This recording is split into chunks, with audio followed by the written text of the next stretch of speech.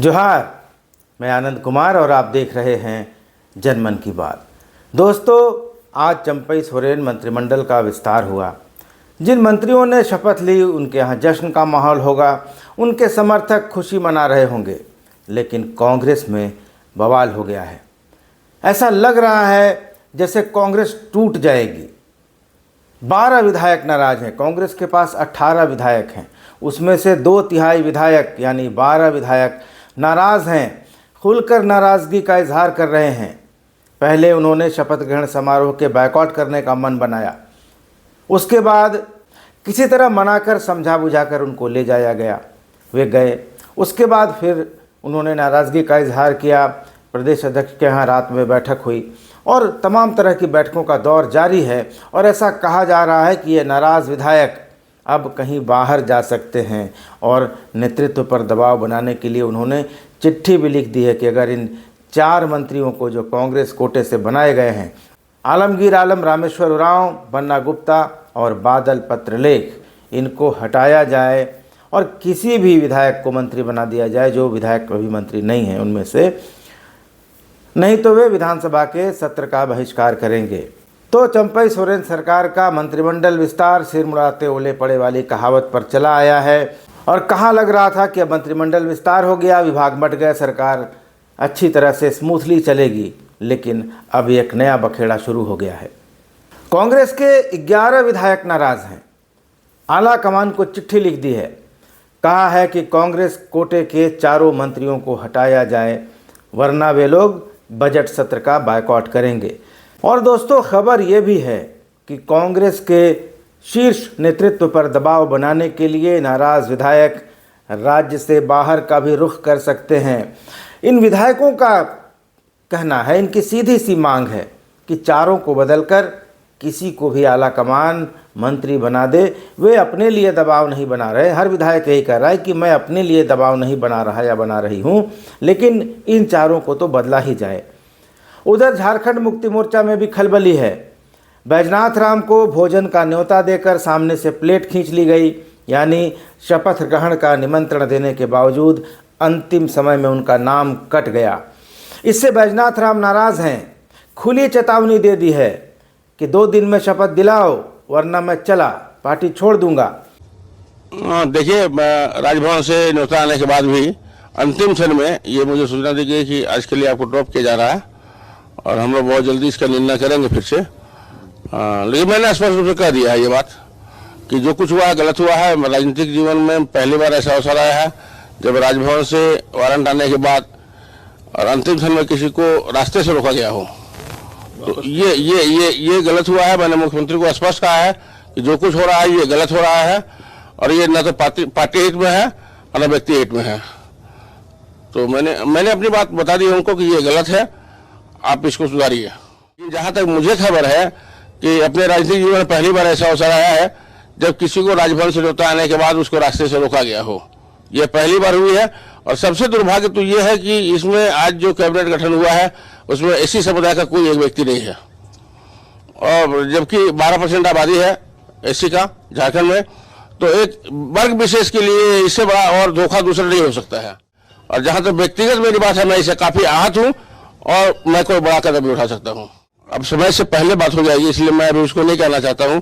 उन्होंने केवल 2 दिन का समय मुझसे लिया है कि 2 दिन के अंदर इसका निपटारा करेंगे हम लोग, और वो क्या करते हैं ये देखने वाली बात होगी। कांग्रेस का दबाव बताया जा रहा है इसको कि कांग्रेस के 12 विधायक नाराज है और इसको लेकर काफी प्रेशर था इनके ऊपर। सरासर गलत है, मैं इसको कहीं सूचित नहीं मानता हूँ। ये किसी को अपमानित करने जैसा है और अपमान किसी भी स्थिति में स्वीकार्य नहीं है। कुछ भी हो सकते हैं, पुरानी पार्टी में और नहीं, वापसी की कोई बात नहीं है। जरूरत पड़े तो इंडिपेंडेंट लूंगा मैं, लेकिन इस तरह का अपमान स्वीकार्य नहीं है। मैंने कहा कि इस प्रकार का जो अपमान हुआ है वो किसी भी रूप में स्वीकार्य नहीं है। इसको खासकर मेरे जैसा व्यक्ति स्वीकार नहीं कर सकता। मंत्रिमंडल से ड्रॉप किए जाने पर जोबा मांझी स्वाभाविक रूप से आहत हैं। सीता सोरेन तो आश्वस्त थी कि गुरुजी का आशीर्वाद मिल गया, इस बार मंत्री पद मिलेगा, साथ में कोई मलाई वाला बड़ा विभाग मिलेगा, लेकिन न खुदा ही मिला न विसाले सनम, यही वाला हाल हो गया है। जाहिर है कि सीता सोरेन गुस्से, अपमान और दुख से फुफकार रही होंगी और लोबिन दादा तो पहले से ही कटे कटे से चल रहे हैं। कुल मिलाकर चंपई सोरेन सरकार के सामने आसार अच्छे नहीं हैं। कांग्रेस के ये विधायक जिस तेवर में हैं उससे लगता है कि आला कमान ने गलती कर दी है। कल तक दीपिका पांडे, भूषण बाड़ा, अनूप सिंह, रामचंद्र सिंह, अंबा प्रसाद जैसे विधायकों का नाम चल रहा था कि ये मंत्री बन सकते हैं, लेकिन आज जब नामों का खुलासा हुआ तो कांग्रेस के विधायकों को पहले शौक लगा और उसके बाद उनका दिमाग गर्म हो गया। शपथ से पहले 12 विधायकों ने सर्किट हाउस के कमरा नंबर 107 में 2 घंटे तक बैठक की, अपना गम गुस्सा साझा किया, शपथ ग्रहण समारोह के बहिष्कार करने का मन बनाया। इन विधायकों को पहले प्रदेश अध्यक्ष ने मनाया, राजेश ठाकुर ने। विधायक नहीं माने, रूसे रहे। कांग्रेस विधायक दल के नेता आलमगीर आलम ने मनाया, फिर भी विधायक नहीं माने। आखिरकार प्रदेश प्रभारी ने गुलाम अहमद मीर ने विधायकों से अनुरोध किया, कहा कि उनकी बातों को नेतृत्व तक पहुंचाएंगे, उनकी शिकायतों पर गौर किया जाएगा। विधायकों ने उसके बाद उन्हें एक पत्र सौंपा। इसके बाद यह कहते हुए राजभवन गए कि प्रभारी के आग्रह पर जा रहे हैं, अपनी मर्जी से नहीं जा रहे हैं। इसके बाद सभी विधायक शपथ ग्रहण के बाद देर शाम प्रदेश अध्यक्ष राजेश ठाकुर के घर पहुंचे। इनकी संख्या 1 दर्जन है। ये सभी विधायक इस बात को लेकर काफ़ी नाराज़ हैं कि पुराने चेहरों को ही क्यों रिपीट किया गया। इन नाराज़ विधायकों में कुमार जयमंगल उर्फ अनूप सिंह, राजेश कच्छप, इरफान अंसारी, उमाशंकर अकेला, रामचंद्र सिंह, नमन विक्सल कोंगाड़ी, दीपिका पांडे सिंह, अंबा प्रसाद, सोनाराम सिंकू, शिल्पी नेहा तिर्की और भूषण बाड़ा शामिल हैं। इस विरोधी खेमे ने आलमगीर आलम और हेमंत सरकार के 3 अन्य मंत्रियों रामेश्वर उरांव, बन्ना गुप्ता और बादल पत्रलेख की जगह नए चेहरों को मौका देने की मांग की थी।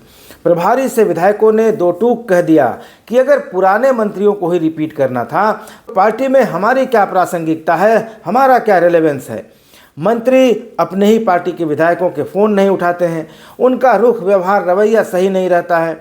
इलाके में डीसी, एसपी और प्रशासन के दूसरे अधिकारी विधायकों को भाव नहीं देते, आम लोग भी खुश नहीं हैं और इसकी शिकायत विधायकों ने प्रदेश नेतृत्व से की, राज्य प्रभारी से भी की और दिल्ली दरबार तक में की। लेकिन इसके बावजूद आला कमान ने विधायकों की नहीं सुनी। सूत्र बता रहे हैं कि कांग्रेस विधायकों के कड़े रुख के बाद कांग्रेस के झारखंड प्रभारी गुलाम अहमद मीर ने पार्टी आला कमान तक विधायकों की शिकायतें पहुंचाई हैं। पार्टी के राष्ट्रीय महासचिव केसी वेणुगोपाल के समक्ष ये सारी बातें रख दी गई हैं और वे पार्टी के राष्ट्रीय अध्यक्ष मल्लिकार्जुन खड़गे को इसकी जानकारी देंगे। उसके बाद कोई फैसला लिया जाएगा। नाराज विधायकों का कहना है कि कांग्रेस कोटे के चारों मंत्रियों का प्रदर्शन, परफॉर्मेंस बहुत लचर रहा है, बहुत पुअर रहा है। अंबा प्रसाद के पिता पूर्व मंत्री योगेंद्र साव ने तो यहाँ तक कह दिया कि -0 रहा है और अगर बदलाव नहीं हुआ तो आगामी चुनाव में पार्टी को काफ़ी नुकसान होगा।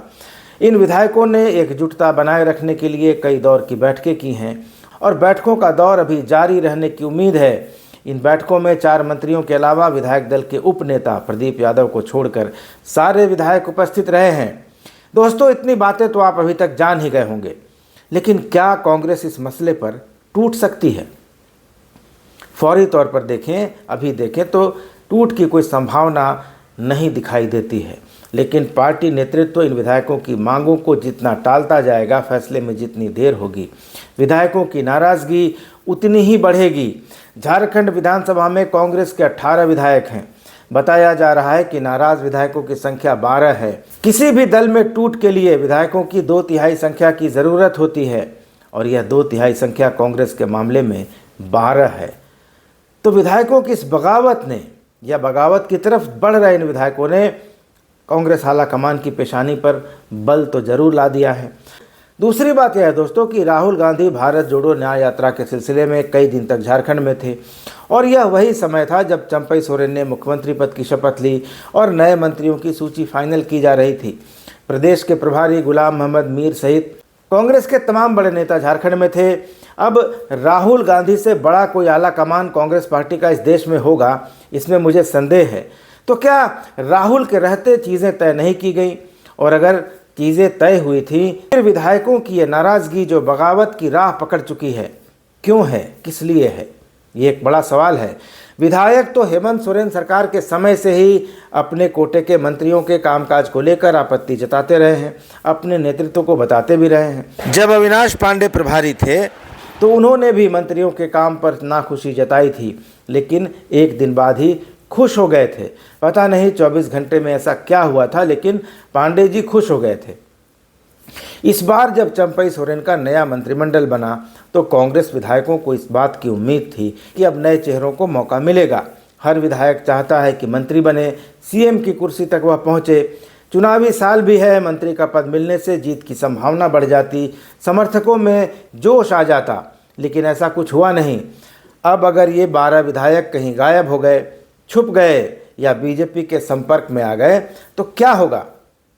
अगर इन विधायकों ने बजट सत्र का ही बहिष्कार कर दिया तो चंपई सरकार आफत में आ जाएगी। 23 फरवरी से झारखंड विधानसभा का बजट सत्र शुरू हो रहा है। 5 फरवरी को चंपई सोरेन ने सदन में विश्वास का मत तो जीत लिया, लेकिन बजट सत्र में तो हर दिन सरकार की अग्नि परीक्षा होनी है। अगर सरकार ने लेखानुदान यानी वोट ऑफ अकाउंट का रास्ता चुना तब तो बच जाएगी, लेकिन अगर बजट पेश हुआ तो हर दिन किसी न किसी विभाग का बजट आएगा, हर दिन इस पर प्रस्ताव पर चर्चा होगी, मतदान होगा और मनी बिल पर सरकार हारेगी। इसका मतलब सरकार जाएगी और यह बात कांग्रेस के विधायकों को पता है, इसलिए वे भी प्रेशर पॉलिटिक्स में लगे हैं। अब देखना है कि इन विधायकों की नाराज़गी कोई रंग लाती है या कांग्रेस का आला कमान इनकी नाराज़गी को बगावत का रंग पकड़ने से पहले ही शांत कर देता है। बैजनाथ राम अपनी चेतावनी पर कायम रहते हैं या उनको भी किसी और तरीके से संतुष्ट कर लिया जाएगा, इन सब पर सबकी नज़रें बनी रहेंगी। दोस्तों, चंपई सरकार का शपथ तो हो गया, लेकिन लग रहा है कि अभी बहुत खेला बाकी है। तो देखते रहिए मेरे साथ जनमन की बात, मैं आपको बताता रहूँगा आगे क्या क्या खेल हो सकता है। चैनल को सब्सक्राइब ज़रूर कर लीजिए, वीडियोज़ को लाइक और शेयर करते रहिए। धन्यवाद, नमस्कार।